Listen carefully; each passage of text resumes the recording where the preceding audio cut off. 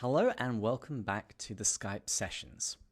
So here at Pints with Jack, we typically focus on just one book each season, one main book, and we'll often talk about one of the Chronicles of Narnia at the end.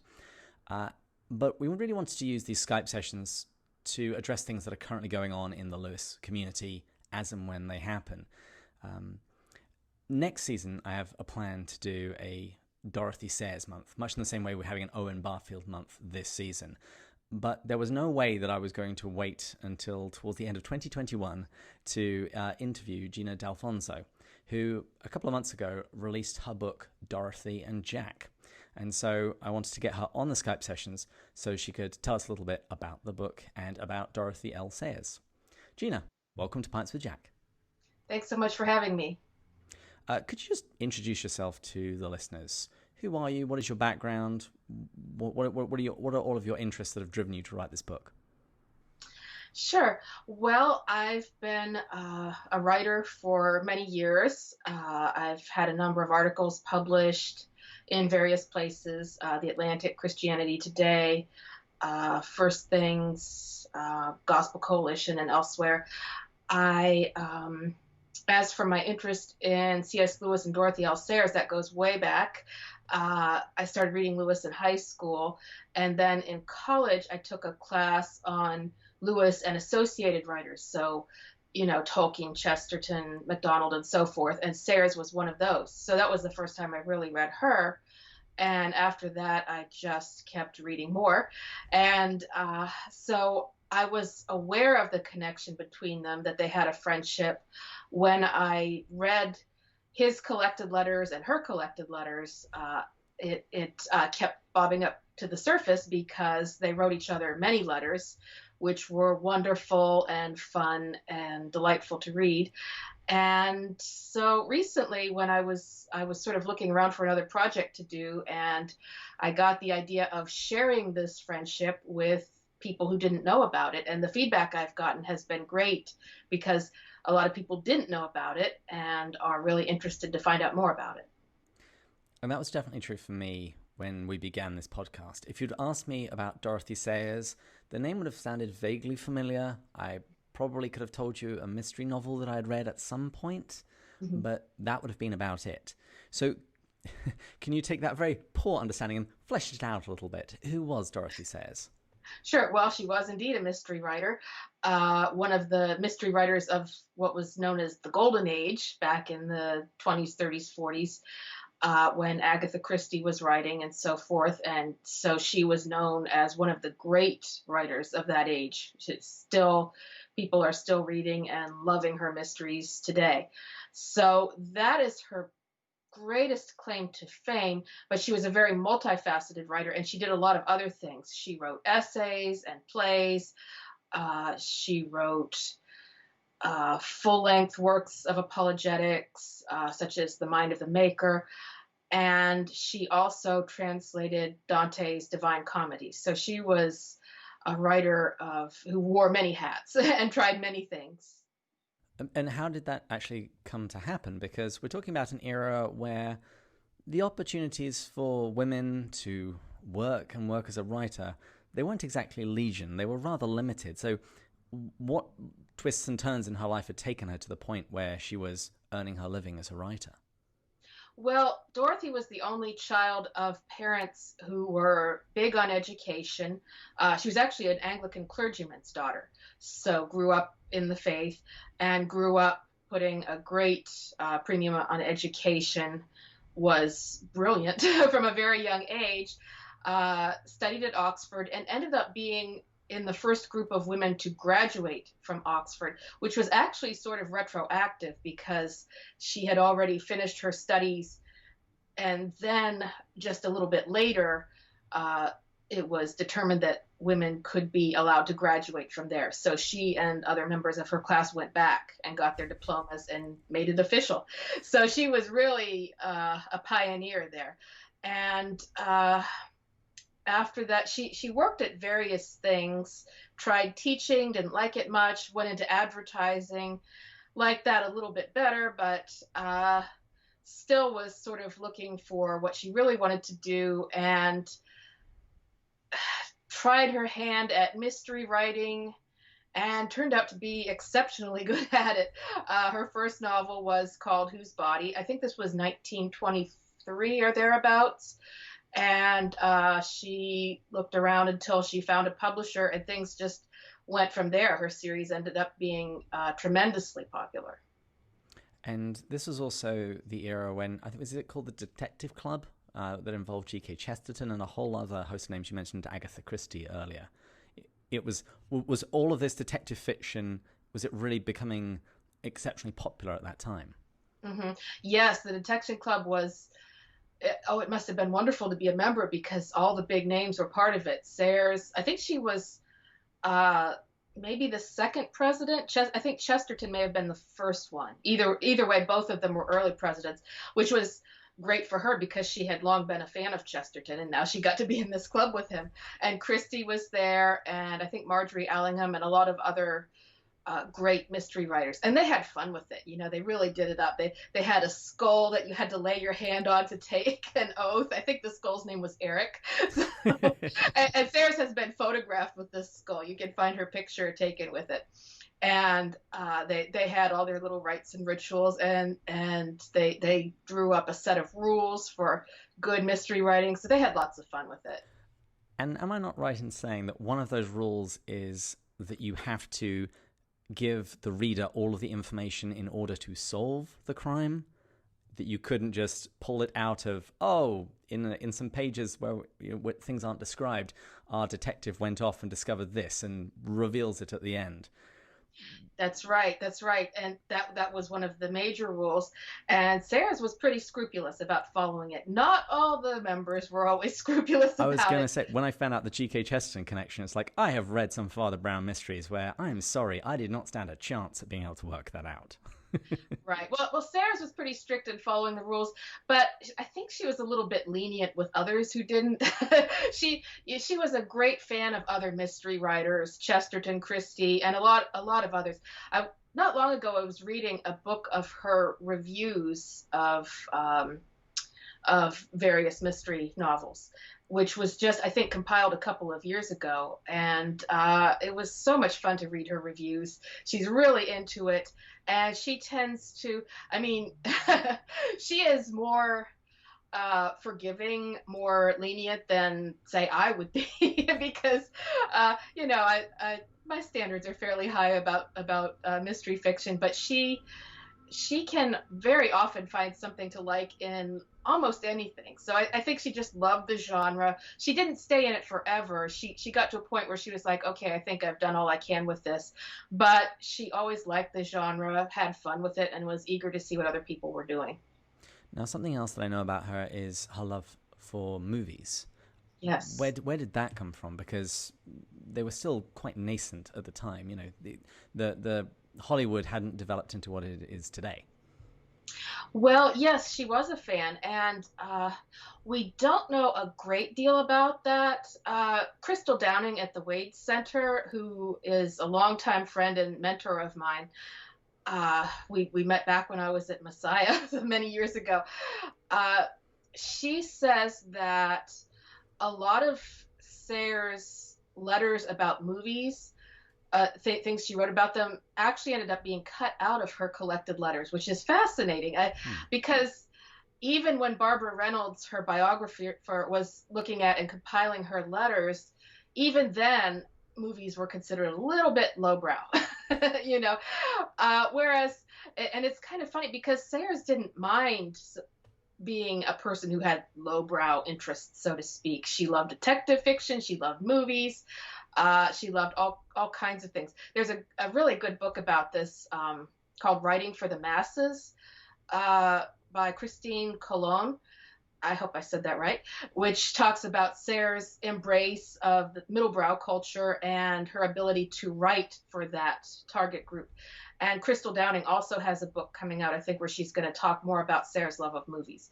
But yeah, Sayers was not a snob, and she was, I don't know, because some of that information was cut out of her letters, I don't know what all her favorite movies were or how she really got into them, but I do know she really loved them. Actually, as an aside, I have the Crystal Downing drinking game, whenever I'm listening to the Wade podcast. The game is I'm not allowed to drink from my tea in the morning until Crystal Downing mentions Dorothy L. Sayers. Yes. Normally I don't have to wait too long, but there was a recent episode where it was in the final 2 minutes or something before I could have any of my tea. But she got it in there eventually, right? She got it in, yeah. That's of course. great. Yes, we worked together. Well, she was my advisor when I did my senior honors project at Messiah on Sayers. And it was it was providential, basically, because I was looking for someone to advise me on this project, and she was just starting to get into Sayers studies. And so when I asked her to be my advisor on this project, her eyes just got really big, and she was so surprised. And so we learned about Sayers together, and we're both still passionate fans. And before we transition to talking about the connection with Jack, there's just one more thing I wanted just to ask about, just to somewhat complete the portrait of Sayers. What was her spiritual journey like? Because you said that she later goes on to write apologetics works and plays, particularly of a spiritual nature. Was she always a fervent Christian, or were there ebbs and flows of that over the course of her life? She did grow up in the faith, and Sayers was a very intellectual Christian. Sometimes it's very hard to make modern Christians understand just exactly what her faith was like, because she wasn't into giving her testimony. She wasn't emotional. She wasn't sentimental. She didn't want that as a part of her faith at all. It wasn't who she was. She loved the dogma. She loved doctrine. She loved theology. She loved a good wrestle with that stuff. She actually has an essay somewhere called "The Dogma is the Drama." And I think she wrote a play cycle about the life of Christ, and those opinions were what helped her do such a great job of it, because in her preface to these plays, they're published in book form, she said, this is the death of God. We're talking about, this is drama right here. We water it down in Sunday school. We talk about it every week until we're sick of it. We make it all sentimental and sweet. This was people just like us putting God to death, So she was bowled over just by the basic facts of Christianity, and she didn't see why anybody would need her testimony or need her, what I think about Christianity. She just wanted to put those basic facts out there, get the theology out there, get people to really know who Jesus was and what he did and why we believe and all these things.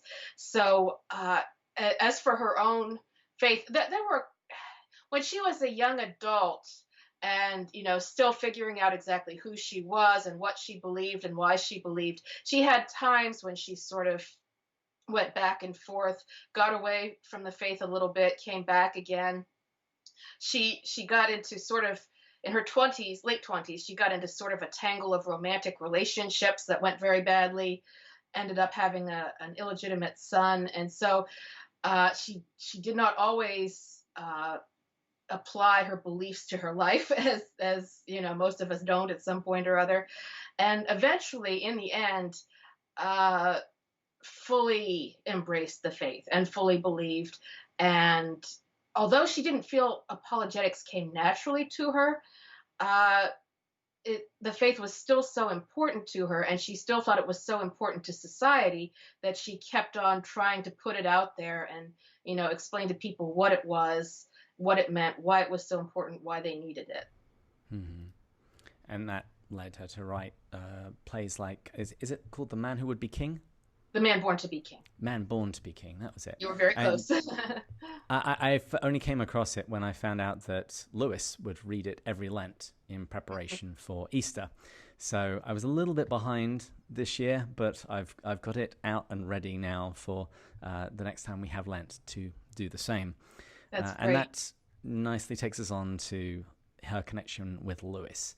How is it that these two became friends? Because in many ways, you wouldn't have really thought of it. The Oxford Redon, who's loud and boisterous, and this woman who writes detective fiction somehow become very close friends. And when people talk about the Inklings, they mention in the same breath Dorothy L. Sayers. It's funny because Lewis really wasn't into detective fiction at all and didn't care for hers. Warren Lewis liked it.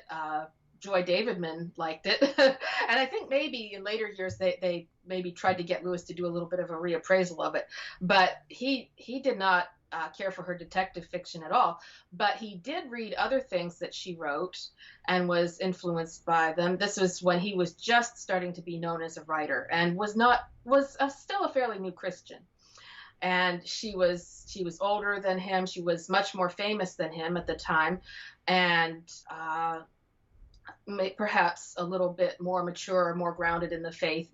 And so he was learning from her and started to quote her occasionally in his writings, in his letters.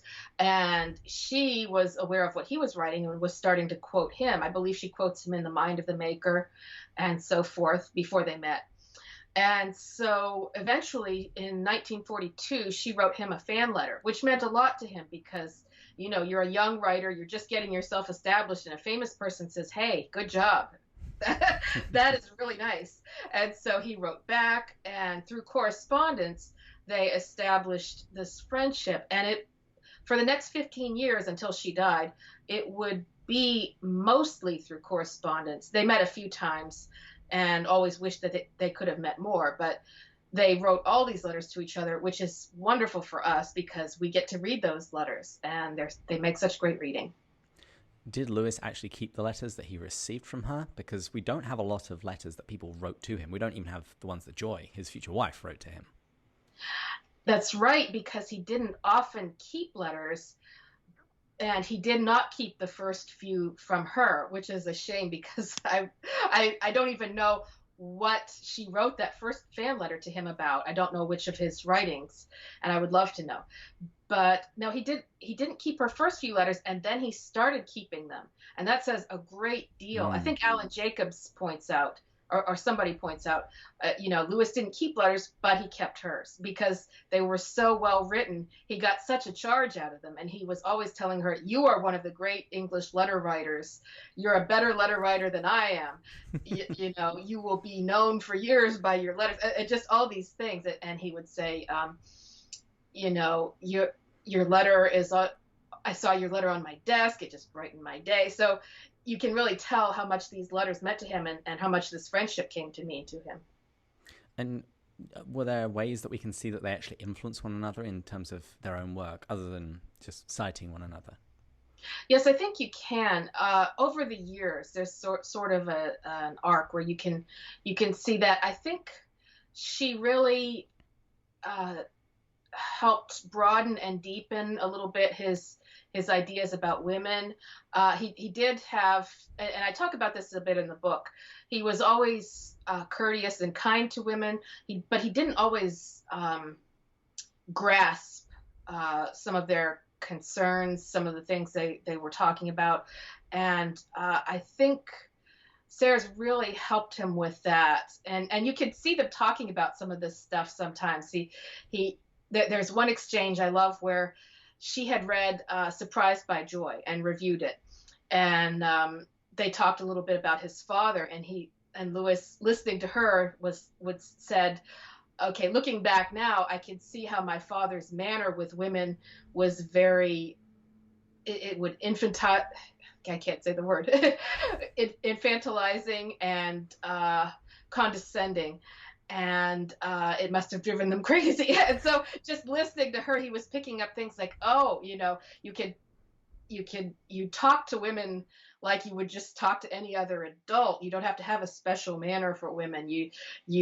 And things like this. So little things like this over time, you can really see them shaping his views and some of her ideas on artistic integrity too. And like putting the story first instead of the message when you tell a story. She was very insistent about that. So you can see him sort of through various things he wrote, you can see him sort of absorbing these ideas and them shaping his thinking a little bit. And for her, I think just his constant, steady encouragement of her apologetics work helped keep her on that road because it was a role she didn't feel fit her very well. But with him, she had someone to vent to about it, and she frequently did. And he listened patiently and understood, but kept encouraging her to do more. And I think that helped her to do more. Without him, I don't know if she would have. So we owe him a great deal for that. I would. It's sort of. It makes me think of It's a Wonderful Life, where you get to see what the present would be like if you just took one person out of it. I do wonder how much literature wouldn't have been written if C.S. Lewis hadn't been running around Oxford and writing letters and telling writers to carry on, keep doing what they're doing. How much of Sayers would we still have? Would anybody even know the name J.R.R. Tolkien? Exactly. Yes. Oh, that's a great analogy. Yeah, and I sometimes think that maybe the Man Born to be King may have shaped Aslan a little bit. I can't say that for certain, but you said earlier, we know that Lewis used to read The Man Born to be King during Lent. He told her that it made him cry. It meant a great deal to him, and that is such an amazing portrait of Jesus that I can't help but think when it meant that much to him, it must have shaped his thoughts on Jesus a little bit, and quite possibly the portrait of Aslan that he put into the Narnia books. And also Lewis's famous line about using fiction to sneak past the watchful dragons of people's prejudices. Sayers, in that play, she uses everyday language rather than King James English when she's putting words into the mouths of the apostles. And that, I remember hearing, shocked a lot of people. She took so much flack for that. But it also cut through and moved people in a way that they hadn't been moved before. Hearing the gospel afresh in words that felt more familiar managed to cut past something and get to the heart in a way that seems very Lewisian to me. Right. After the initial shock, she got wonderful feedback on those plays, and the BBC did too, because she wrote them for BBC Radio. Children were listening because they were written for the children's hour program, something like that. Although she didn't dumb them down in the least for children. Some people were a little bit, are you sure children are going to get this? But she was not a person to dumb anything down. So she just wrote it very, straightforwardly, as you would write any other play. And children were listening, adults were listening. They loved it. They saw the gospel in a new light. They saw it as something that really happened, that was real and meant something in their lives, which is exactly what she was trying to do. Well, at that point, let's pivot and talk specifically about your book. Now that we've whetted people's appetites for a little bit more Dorothy Sayers and her connection with Lewis, what approach are you taking with your book? If people pick it up, what is it, a biography of Sayers, Lewis, just talking about their friendship? What are they going to, how are they going to encounter the material? You could say it's a biography of friendship, really.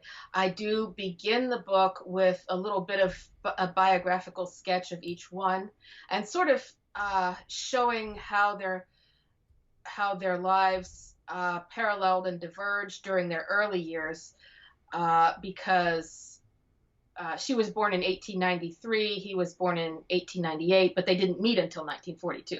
So there was a lot of time before that. But I just sort of go through that briefly and show, how they grew in their faith, what their education was like, what their careers were like, sort of that whole journey they took, until I get to the point where they first initiated contact through letters. And then it's both a chronological and a thematic approach, I think. And I was fortunate in that the material lent itself to both approaches, because as we went through the different stages of their friendship. When they first they had that moment that Lewis writes of so well, where you look at each other and say, "Oh, you're interested in this too. It's not just me." And so they had that, and they struck up this friendship and had so many things in common. And then they had some conflicts over some of the things I talked about earlier, like artistic integrity. And then as time went on, they sort of found themselves grouped together more and more in the public eye as far as apologetics went. Somebody wrote a book about attacking, I think it was like 4 different Christian writers, and they were 2 of the 4, and their letters to each other about that are very funny. And so they ended up doing a debate together against two atheists. And so they did that. They were both interested in the Socratic Club at Oxford and did some activities there.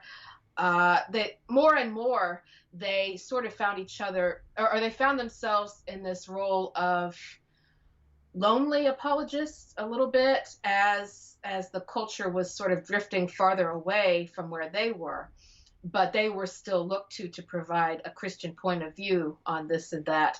And so Lewis, I mean, he had the inklings, he had all his friends, but the group was more about creative writing, not so much about apologetics work. And there were those who thought he shouldn't even be doing apologetics work because, popularizing theology, this is not done. And Sayers, too, felt a little lonely in that role sometimes. So you find this situation in the later years where they each are dealing with all the pressures of this role and sort of reaching out to each other to support each other and to be supported. And it really is, very nice how it turned out, because I think they got a lot of encouragement and support from each other in those roles, and it gave them, strength and stamina they might not otherwise have had. And then Sayers was moving into translation work, and Lewis was very interested in that. So he sort of followed along with what she was doing and gave her support in that. And she really liked Narnia, which not all of the Inklings did. So she was able to cheer him on in that. So one thing and another, the friendship meant a lot to them both. So is that the main thing that you would want someone to get out of this book, the value of their friendship?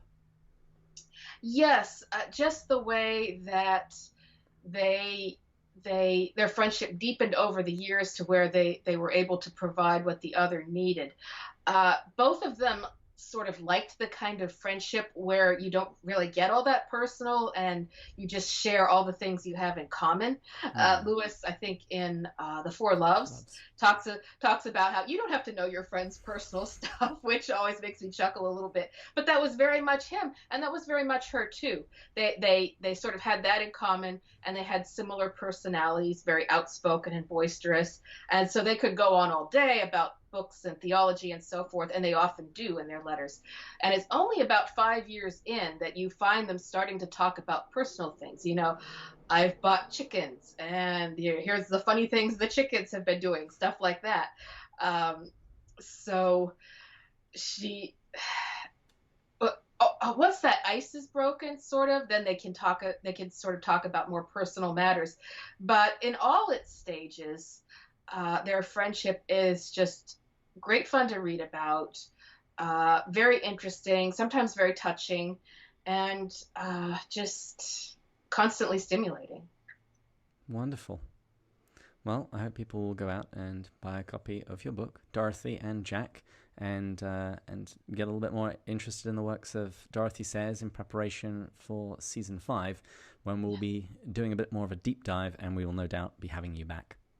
I'd love that. Thank you very much. Everyone else, please join us back next week when we'll be doing another Skype session. Cheers.